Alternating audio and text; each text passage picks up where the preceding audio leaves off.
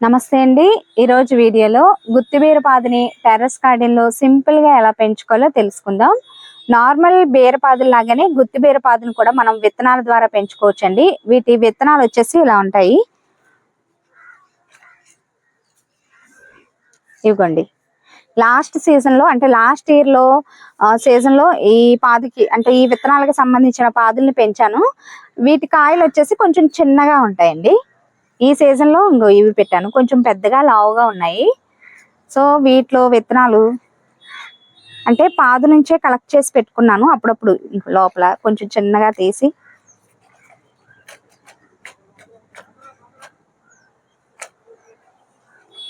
ఇవ్వండి, వీటి విత్తనాలు ఇలా ఉంటాయి.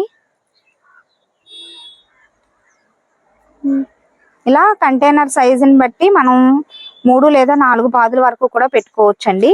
ఇవేంటంటే మనకి సంవత్సరం అంతా కూడా మనం ఇలా నిల్వ చేసేసుకోవచ్చు. కాయ పటాన బాగా కొంచెం పాదు పెట్టిన తర్వాత వచ్చిన ఫస్ట్ కాయని మనం విత్తనాలకు వదిలేసుకుంటే, ఫస్ట్ కాయ కాకపోయినా కొంచెం మొదట్లో లాస్ట్ వరకు ఉండకుండా పాదు కాపు మొదలైన మొదట్లోనే మనం చక్కగా కాయని విత్తనాల కోసం వదిలేస్తే నెక్స్ట్ ఇయర్ లో సీజన్ అంతా కూడా మనం చక్కగా పెంచుకోవచ్చు అనమాట గుత్తి బీరకాయల్ని. అయితే ఈ సీజన్ లో నేను ధర్మకోల్ బాక్స్ లో పెట్టానండి. కొంచెం పెద్ద సైజు కంటైనర్ లో కానీ మనం ఈ గుత్తిబీర పాదులు పెట్టుకున్నట్లయితే కాయలు అవి మంచి సైజు లో రావడానికి అవకాశం ఉంటుంది. సో పెద్ద సైజు కంటైనర్ లోనే మనం తీగజాతి పాదులను పెట్టుకోవడానికి ప్రిఫర్ చేసుకోవాలి. సో ఈసారి అయితే చాలా బాగా వచ్చిందండి కాపు. గుత్తులుగా వీటి కాపు అనేది వస్తుంది. ఇదిగోండి, హార్వెస్ట్ కి రెడీ అయ్యాయి ఇవి. చూసారా, లాస్ట్ ఇయర్ లో పెట్టిన పాదు లాస్ట్ సీజన్ లో పెట్టిన గుత్తిబీర పాదు కూడా ఉందండి. వాటి కాయలు వచ్చేసి కొంచెం చిన్నగా రౌండ్ గా ఉంటాయి అన్నమాట. సో ఇదిగోండి, బాగా వచ్చింది చూసారా, గుత్తులుగా.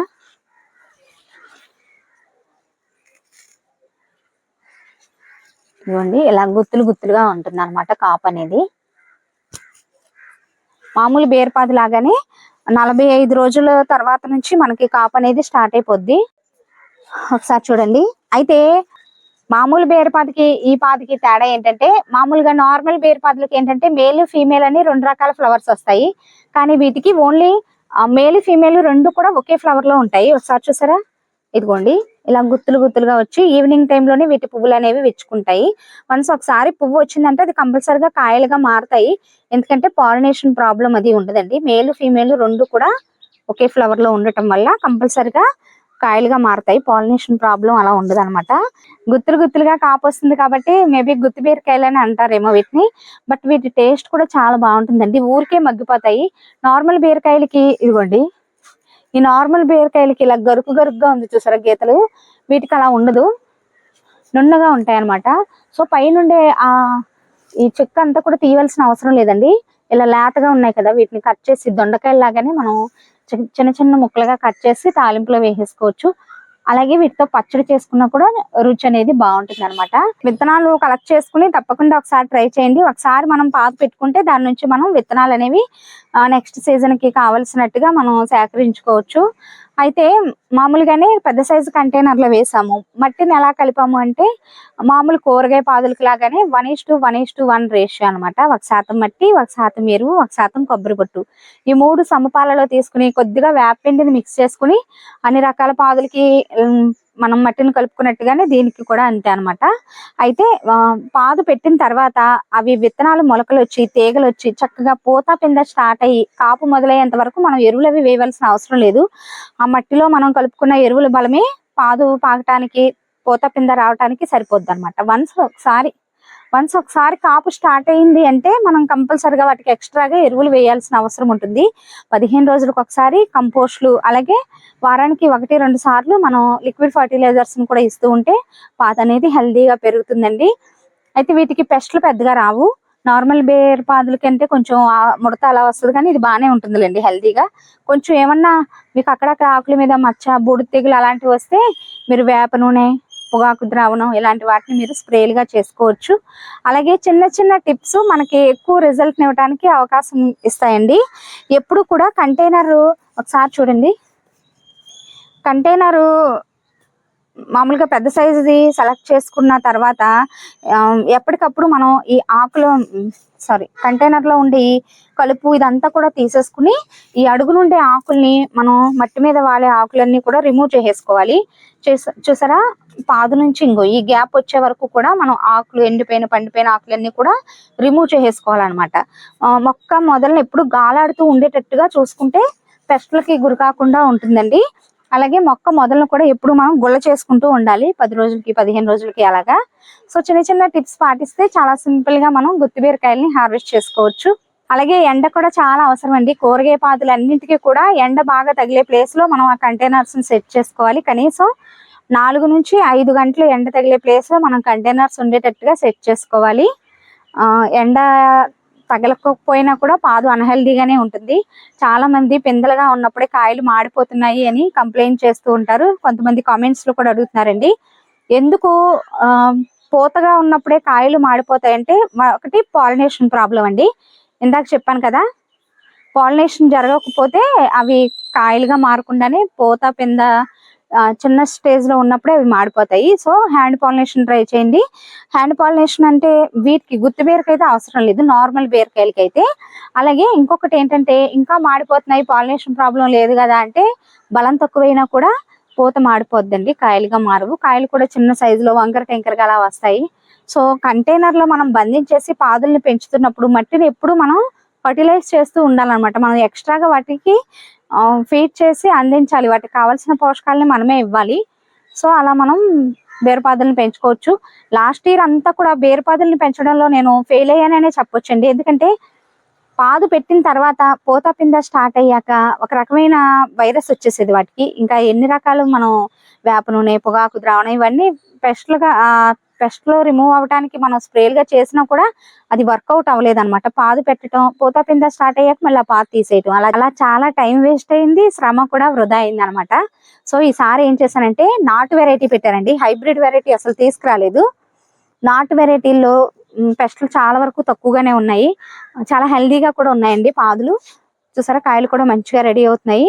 సో అలాగే బీరపాదులు ఏంటంటే ఒక కంటైనర్ లోనే కాకుండా ఇక్కడ నేను గుత్తి బీరపాదు నార్మల్గా ఒక కొత్త రకం వెరైటీ కాబట్టి నేను ఒక కంటైనర్ లో పెట్టాను. కానీ మామూలుగా అయితే నార్మల్ బీరపాదులు అనుకోండి, మనం 3 కంటైనర్స్ అయినా కూడా ప్రిఫర్ చేసుకోవాలి. కనీసం 3 కంటైనర్స్ లో పాదును పెట్టుకుంటే కోసిన ప్రతిసారి కూరకు సరిపడా కాయలు అనేవి వస్తాయి.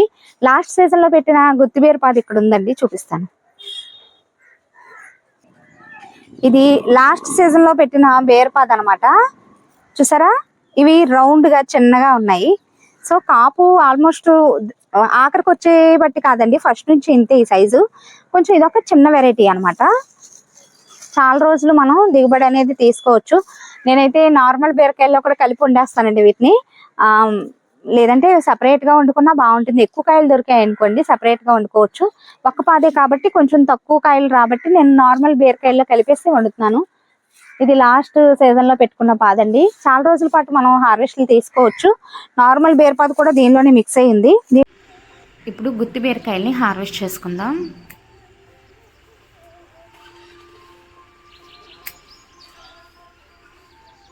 చాలా మంచి సైజులో వచ్చాయండి ఈసారి గుత్తి బీరకాయలు. వీటిని లేతగా ఉన్నప్పుడే కోసుకుని కూర వండుకోవచ్చు. కొంచెం ముద్రాయి అనిపిస్తే పచ్చడి కూడా బాగుంటుందండి. లేతకాయలతో కూడా పచ్చడి చాలా టేస్టీగా ఉంటుంది. నార్మల్ బీరకాయలాగా పైన చెక్కు తీసే అవసరం లేదండి. దొండకాయలాగా మనం నీట్గా కడిగేసుకుని వండుకోవటమే.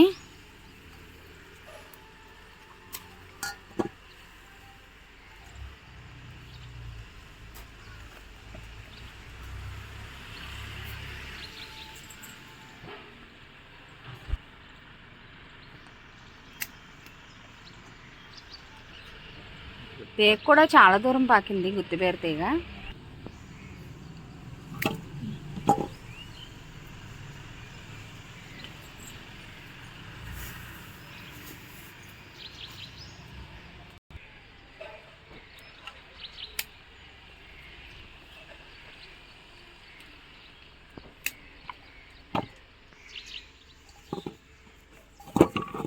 బాగా దొరికాయండి. లాస్ట్ సీజన్లో పెట్టిన పాదు కూడా ఉంది. ఇవి వచ్చేసి కొంచెం షార్ట్ వెరైటీ అనమాట. వీటిని కూడా కొద్దాం.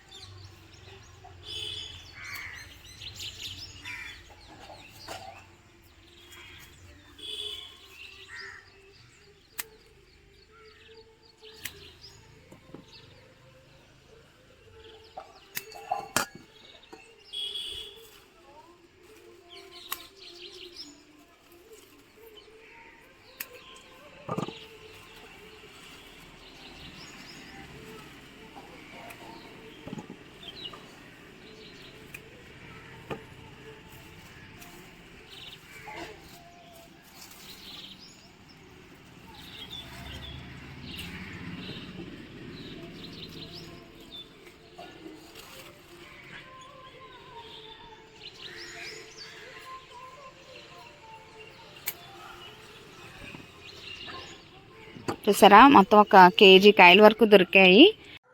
ఇదండి ఈరోజు వీడియో. ఎలా అనిపించిందో కామెంట్ సెక్షన్ లో తప్పకుండా తెలియచేయండి. వీడియో నచ్చితే ఒక లైక్ ఇచ్చి ఛానల్ ని సబ్స్క్రైబ్ చేసుకోండి. Thanks for watching.